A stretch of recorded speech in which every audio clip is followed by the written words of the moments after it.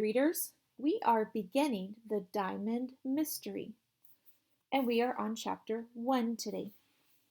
The Detective's Office. The streets were empty in the little town of Pleasant Valley. At 3:30 on a chilly February afternoon, it was already growing dark. A late winter storm had left the town slick with freezing rain. There was a light shining through the basement window of a small house just east of town. Inside, two children enjoyed the cozy warmth of the basement. Their names were Jerry and Maya, classmates and good friends from school. They were off from school for winter break. Most of their friends were charging down the sledding hill, but neither Jerry nor Maya felt like joining them. They had something else on their minds. "I have a feeling that something exciting is going to happen soon," said Jerry hopefully.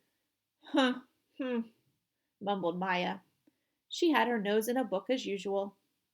The two classmates had set up a small office in Maya's basement, and they sat in two old armchairs that stood next to a table piled high with books. More volumes of thick books, Maya's dad's detective stories, lined the walls. Maya and Jerry liked to sit in this room and read.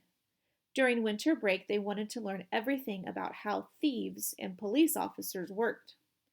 You see, Maya and Jerry were not just friends. They were partners as well.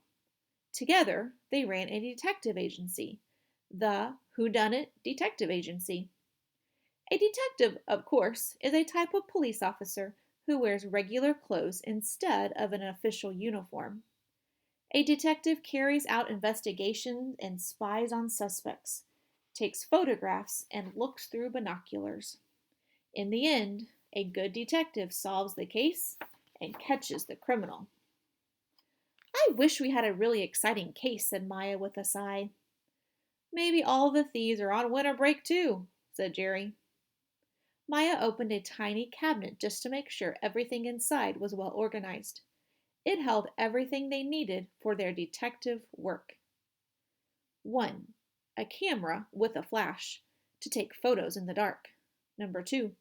A pair of binoculars to spy on things from far away. 3. A magnifying glass to check for fingerprints. 4.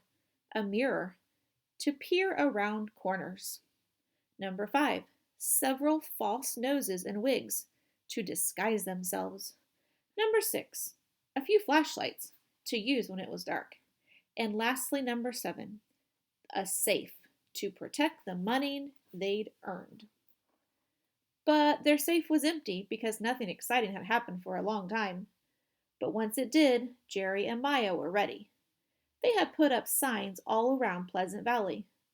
On nearly every streetlight and door, they had hung posters that said, "The Whodunit Detective Agency, now accepting exciting and dangerous assignments. Lost wallets and runaway cats recovered. Low prices, tax included." So, while Jerry and Maya waited for an exciting case, they researched detective stories. Maya was just about to fill Jerry in on the book she was reading.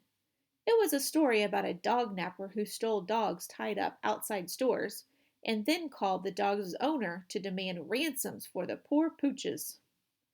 Maya was upset just thinking about it. That was one criminal she would really like to catch. But before she had a chance to describe the case to Jerry, there was a knock on the door. Jerry and Maya looked at each other in surprise. Who could it be?